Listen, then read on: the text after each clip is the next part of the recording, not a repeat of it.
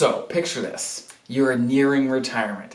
After a long, hard career of good, honest work, you are ready to hang it up, to finally retire, to sit back, let Social Security, let your pension income just flow in, and you don't have to worry about it. Well, today we are talking about a topic that most federal employees don't realize will dramatically affect what they get from Social Security, from their pension in retirement, and from even the withdrawals from your TSP or any other investments that you have. So let's get into it. So for a federal employee, there are three main, or at least for FERS, for federal employees under the FERS system, there are three main things that make up your retirement benefits. So first is your TSP, right? So when it comes to retirement, you're able to withdraw from your TSP and provide income for yourself. The second is your annuity or your pension. And then the third is Social Security. And those are the three legs of your retirement stool, is what we say, right?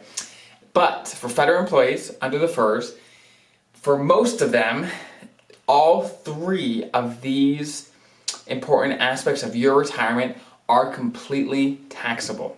So let me explain. So when you invested in your TSP, it was a deduction on your taxes, right? So if you invested, let's say, $1,000 in a year into your TSP, then in that year, you could count $1,000 less of your income towards taxes, right? And so, but when you pay taxes is when you take that money out during retirement. So that's when you pay for it. So if you did not use the Roth TSP, if you did not use that option, then all of that income that you're going to be taking out of your TSP will be completely taxable. So let's move on to the next one. So your pension or your annuity income. So during your career, you contribute a very small amount of your salary every pay period into the system. But a vast majority of this pension, this annuity that you receive in retirement is taxable because you only contributed a little bit during your career. So that amount you get, taxes will come out of it generally first. You get it, and then come April 15th, when you pay your taxes, you will owe on that amount you get from your annuity or your pension. Okay, but now the third part of the stool, which most people don't know, that Social Security for the vast majority of FERS employees will be taxable. So right now, if you make, you and your spouse, if you're filing jointly, if you make over $44,000 in a year, and that includes what you take out of your normal TSP, that includes what you get from your pension, and if you add into that about half of your Social Security, if all of those things added up equals more than $44,000, which for FERS employees is most of you, then your Social Security is at least 85% of that can be taxable. So all three of those are taxable income. So you have to take into account when you're planning for retirement, not to plan for the entire amount of all three of those. You have to say, okay, I'm gonna get this much, but if I take taxes into consideration as well, how much am I actually gonna end up with in retirement to actually use on things that I want, that I need, etc. So make sure you make this distinction when you're planning for retirement. So the question I get all the time is like, okay, so these are taxable. Is there any way that I can make sure that in retirement, my taxable income or my tax bracket that I sit in is going to be lower? Because most people think it will be lower, but honestly, for most FERS employees, it is not going to be lower. Because like I said, the majority of your income that you're going to be receiving in retirement is going to be almost completely taxable. So unless you plan on taking a dramatic pay cut to what you like to do, let's say pre-retirement, before you retire, you like to spend about $4,000 a month, right? Let's say, rough numbers.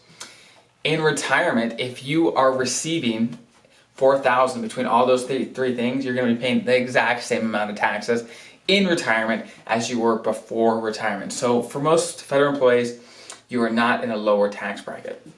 But there is one strategy, there's a few strategies, but there's one strategy that works for most federal employees that can be extremely effective. And that is using the Roth TSP. Using that option, and even a Roth IRA if you have funds to do that as well.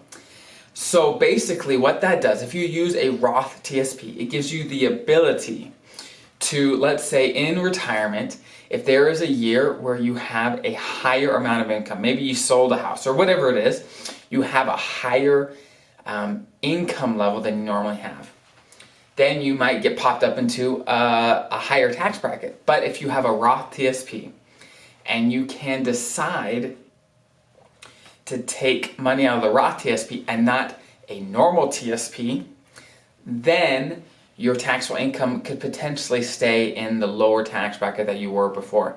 So it gives you the flexibility in retirement. Let's say in this year you have a lower tax bracket, like, okay, I'm in a lower tax bracket, so let's go ahead and take from the normal TSP. And in years where you have higher taxable income in retirement, say, hey, let's take from a Roth IRA, let's take from a Roth TSP. So it gives you options, which honestly, in retirement, is one of the most important aspects and most important tools that you can have. So I'm sure this is a lot of information all at once. So do your due diligence and educate yourself. One step at a time, learn what's best for you, because there's a lot of rules, a lot of this, a lot of that, all the taxes, all the financial jargon that is thrown around all the time. Try your best to educate yourself so for you, you can make the best decision that you know how to get the most out of your federal benefits. Because federal benefits, the FERS benefits, can be incredible and are honestly one of the best retirement benefits packages that you can find in the world. So take advantage of them. But you have to educate yourself to know how to do that most effectively. So again, thank you for being here this week, today with me, and I will see you next week.